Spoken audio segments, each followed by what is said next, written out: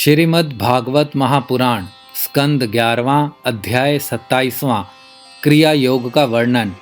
उद्धव जी ने पूछा, भक्त वत्सल श्री कृष्ण, जिस क्रिया योग का आश्रय लेकर जो भक्तजन जिस प्रकार से जिस उद्देश्य से आपकी अर्चा पूजा करते हैं, आप अपने उस आराधन रूप क्रिया योग का वर्णन कीजिए। देव ऋषि नारद, भगवान व्यास देव और आचार्य बृहस्पति आदि बड़े बड़े ऋषि मुनि यह बात बार बार कहते हैं कि क्रिया योग के द्वारा आपकी आराधना ही मनुष्यों के परम कल्याण की साधना है। यह क्रिया योग पहले पहल आपके मुखारविंद से ही निकला था। आपसे ही ग्रहण करके इसे ब्रह्मा जी ने अपने पुत्र भृंगु आदि महर्षियों को और भगवान शंकर ने अपनी अर्धांगिनी भगवती पार्वती जी को उपदेश किया था। मर्यादा रक्षक प्रभो, यह क्रिया योग ब्राह्मण क्षत्रिय आदि वर्गों और ब्रह्मचारी गृहस्थ आदि आश्रमों के लिए भी परम कल्याणकारी है। मैं तो ऐसा समझता हूँ कि स्त्री शूद्र आदि के लिए भी यही सबसे श्रेष्ठ साधना पद्धति है। कमल नयन श्याम सुंदर, आप शंकर आदि जगदीश्वरों के भी ईश्वर हैं और मैं आपके चरणों का प्रेमी भक्त हूँ।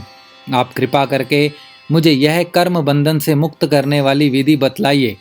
भगवान श्री कृष्ण ने कहा, उद्धव जी, कर्म कांड का इतना विस्तार है कि उसकी कोई सीमा नहीं है, इसीलिए मैं उसे थोड़े में ही पूर्वापर क्रम से विधि पूर्वक वर्णन करता हूँ।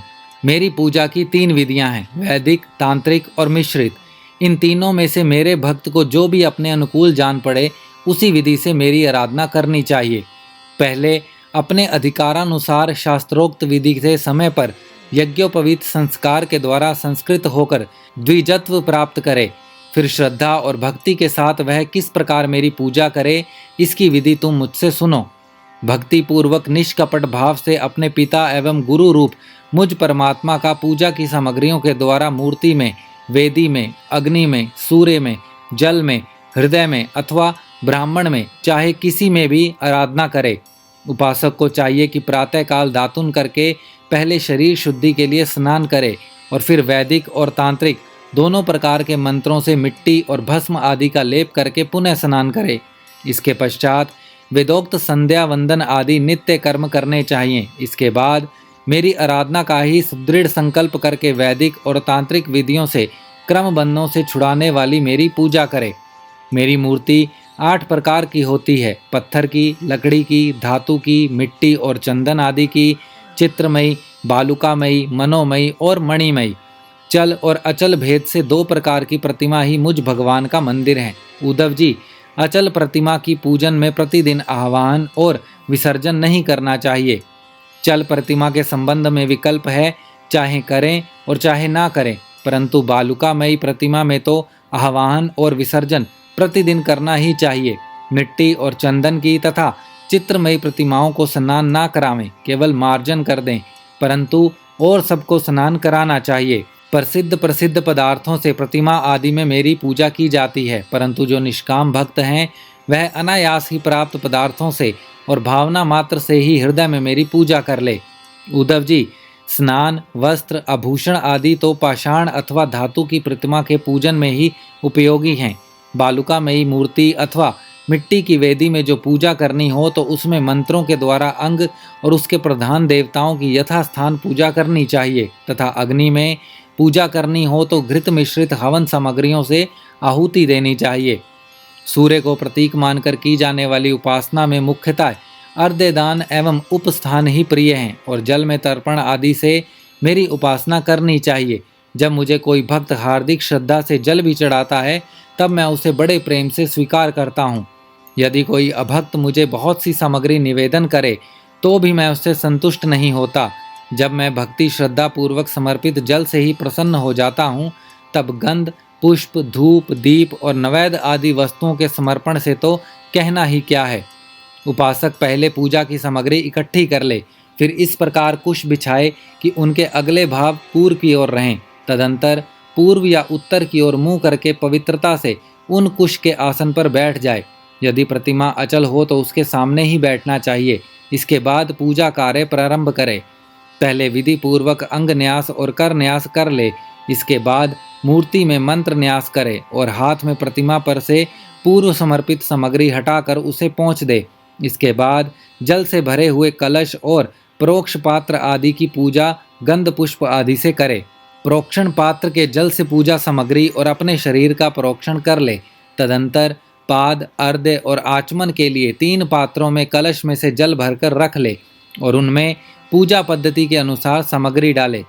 पाद पात्र में श्यामक सांवे के दाने, दूब, कमल, विष्णुक्रांता और चंदन, तुलसी दल आदि। अर्धे पात्र में गंध, पुष्प, अक्षत, जौ, कुश, तिल, सरसों और दूब तथा आचमन पात्र में जायफल, लौंग आदि डाले।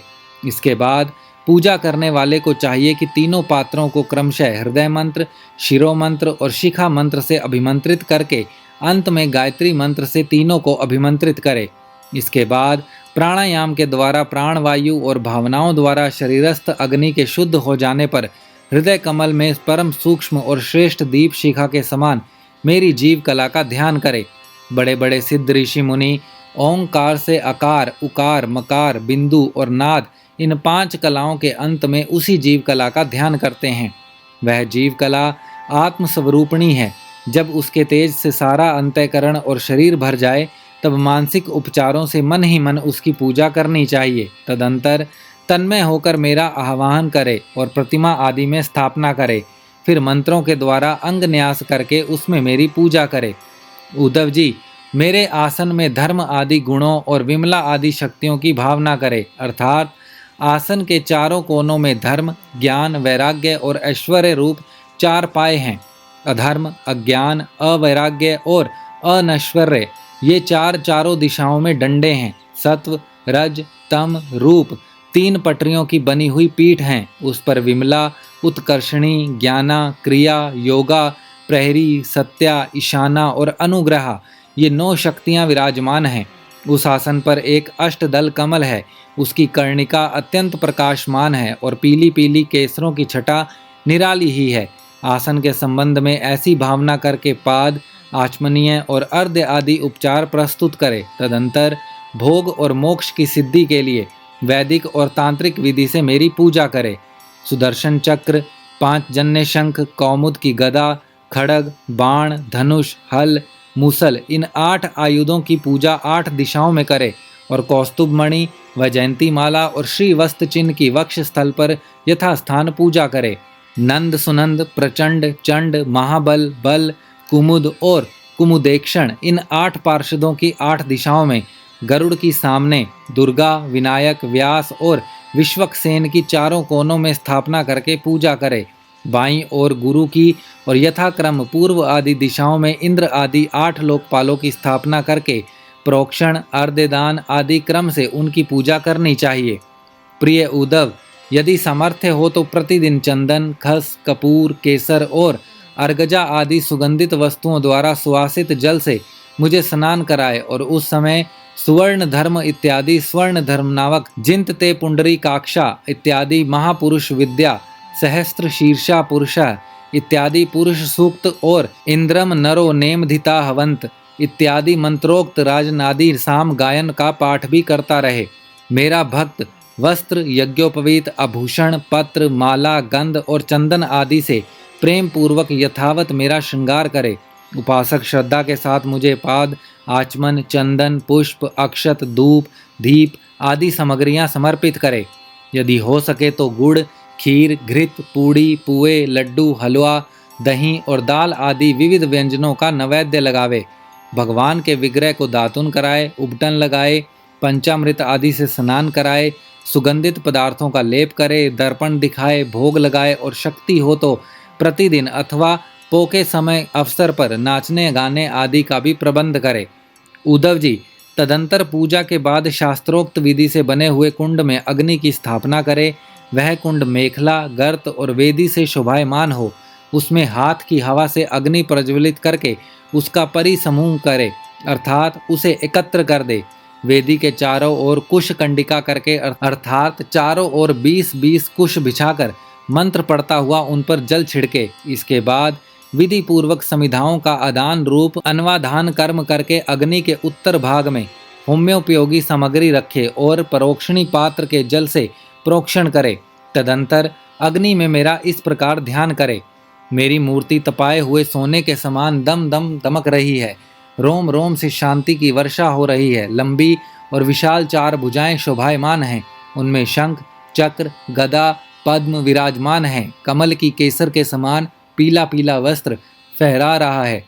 सिर पर मुकुट, कलाइयों में कंगन, कमर में करगनी और बाहों में बाजूबंद झिलमिला रहे हैं। वक्षस्थल पर श्री वत्स का चिन्ह है। गले में कौस्तुभ मणि जगमगा रही है। घुटनों तक वनमाला लटक रही है। अग्नि में मेरी इस मूर्ति का ध्यान करके पूजा करनी चाहिए। इसके बाद सूखी समिधाओं को घृत में डुबोकर आहुति दे और आज्य भाग और आधार नामक 2-2 आहुतियों से और भी हवन करे। तदंतर घी से भिगोकर अन्य हवन सामग्रियों से आहुति दे। इसके बाद अपने इष्ट मंत्र से अथवा ओम नमो नारायण इस अष्टाक्षर मंत्र से तथा पुरुष सूक्त के 16 मंत्रों से हवन करे। बुद्धिमान पुरुष को चाहिए कि धर्म आदि देवताओं के लिए भी विधि पूर्वक मंत्रों से हवन करे और स्विष्टकृत आहुति भी दे। इस प्रकार अग्नि में अंतर्यामी रूप से स्थित भगवान की पूजा करके उन्हें नमस्कार करे और नंद सुनंद आदि पार्षदों को 8 दिशाओं में हवन कर्माग बलि दे। तदंतर प्रतिमा के सम्मुख बैठकर पर ब्रह्म स्वरूप भगवान नारायण का स्मरण करे और भक्त स्वरूप मूल मंत्र ओम नमो नारायण का जप करे। इसके बाद भगवान को आचमन करावे और उनका प्रसाद विश्वक्सेन को निवेदन करे। इसके पश्चात अपने इष्ट देव की सेवा में सुगंधित तांबूल आदि मुखवास उपस्थित करे तथा पुष्पांजलि समर्पित करे। मेरी लीलाओं को गावे, उनका वर्णन करे और मेरी ही लीलाओं का अभिनय करे। यह सब करते समय प्रेम उन्मत्त होकर नाचने लगे। मेरी लीला कथाएं स्वयं सुने और दूसरों को सुनावे। कुछ समय तक संसार और उसके रगड़ों झगड़ों को भूलकर मुझ में ही तन्मय हो जाए। प्राचीन ऋषियों के द्वारा अथवा प्राकृत भक्तों के द्वारा बनाए हुए छोटे बड़े स्तत्व और स्तोत्रों से मेरी स्तुति करके प्रार्थना करे। भगवान, आप मुझ पर प्रसन्न हो, मुझे अपने कृपा प्रसाद से सरोबार कर दें।